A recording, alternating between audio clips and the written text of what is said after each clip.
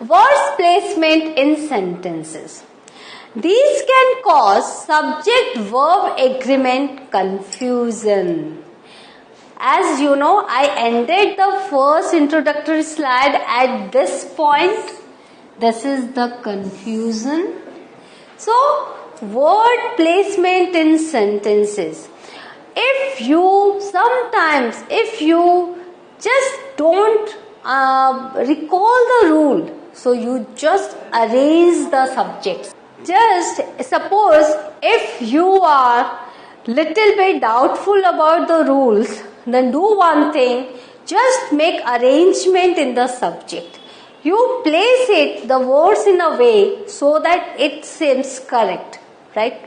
Now, which are the composition which create confusion? First is compound subjects, where there are compound subjects, two subjects.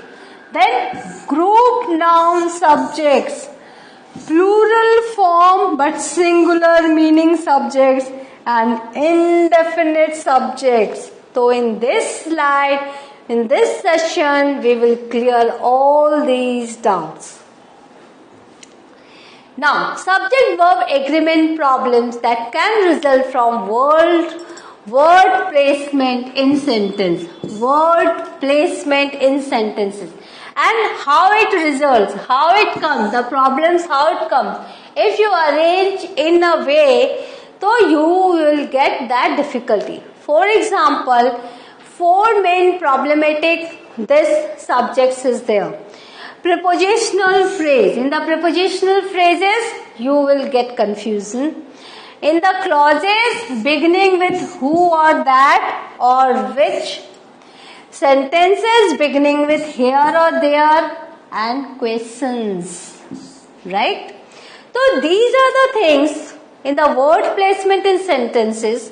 According to prepositional phrases, clauses begin with who or that or which, and sentences begin with there and here, and questions, the confusion starts. So you know the rules, everything. You understand everything. Now in this session, you will learn how to clear the confusion. Now next, a prepositional phrase may be placed between the subject and verb.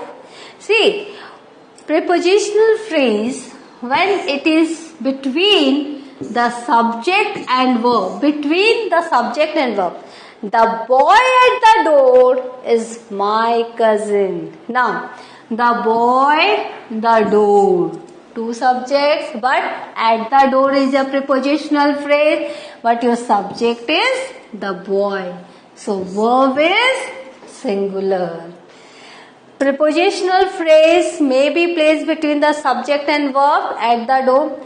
Sometimes a prepositional phrase inserted between the subject and verb makes agreement more difficult. For example, a car with many riders. This is a prepositional phrase. A car with many riders. So what will be the verb? Verb will be the according to car. That is was singular. Subject is singular. So verb is also singular. A car with many riders was speeding around the curve. You know, rules are there. Follow the rules. If it is related to the subject, if it is not a part of the subject, if it is not related with the subject, then the singular form according to the rule. And if the plural is there, then plural form, plural verb. In this way, you need to apply the rules again and again and find a real or true subject. Now, solution to the prepositional phrase problem. As you know, problems are there, solutions are also there. Learn the major preposition. What are the major preposition? Be alert for prepositional phrases placed between the subject and verb, and identify the noun in the phrase immediately as the object of a preposition. When you understand the noun as the object of the preposition, you can find that that is an object, that can never be a subject. Understood? So, an object of a preposition can never be a sentence subject. Always remember, if you understand, if you find the noun as the object of the prepositional phrase, immediately you will have to understand that yes, this is not a sentence subject and your verb is according to the sentence subject. Understood? This is very important. Now next, locate the true sentence subject. All the time you need to understand which one is the true subject and choose the verb which agrees with it. If the true subject is singular, then verb is singular. If the true subject is plural, then the verb is plural. But you need to find the true subject. A clause beginning with who, that or which and coming between the subject and verb can cause agreement problems. Now this is the second type of thing. A clause beginning with who, that or which and coming between the subject and verb can cause. For example, but the very soothing part of this is that like the prepositional phrase, the who, that, which clause also never contains the subject. That if any clause is beginning with who, that, which, or any object is there, any noun is there, those understood that is an object, that is not a sentence subject.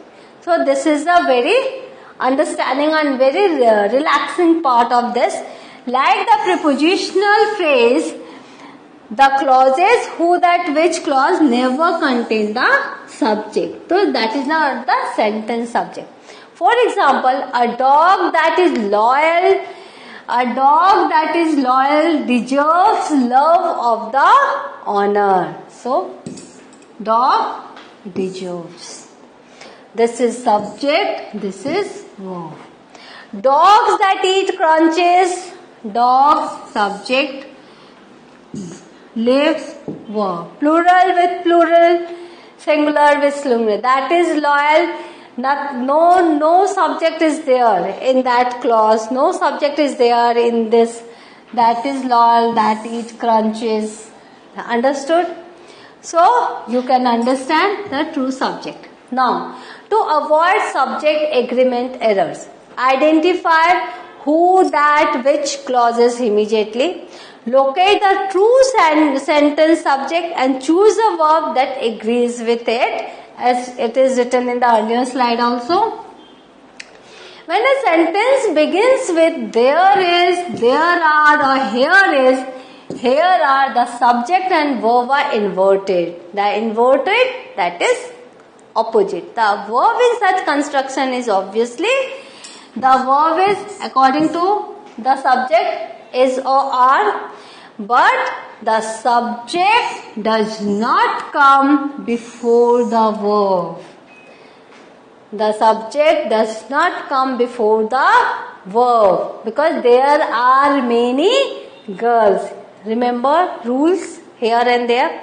Instead, the subject in this kind of sentence comes after the verb and you will have to look after the verb. For example, see, there is a girl waiting. There is a girl waiting. So, is a girl. So, subject is after the verb, not before the verb. Here are the people whom I have invited. Here are the people whom I have invited. Here are the students. Here are the students I have called. Right?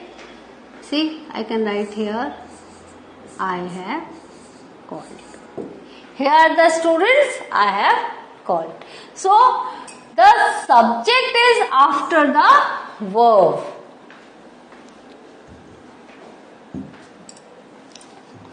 Now, instead, the subject in this kind comes after the verb, so you must look for it after the verb. There is a book on the table. See, there is verb is earlier, a book, subject is after the verb. There are students, are verb, students, subject. Look for the subject after the verb and choose a singular or a plural. So, if I give you a sentence like, if there is, see, there, fill in the blanks, a book. So, what you need to write is a book, because according to the subject your verb is. Understood? So, if in the fill in the blanks also, if this portion is not given, verb is not given, only the subject is given, so you will have to put the verb according to the subject.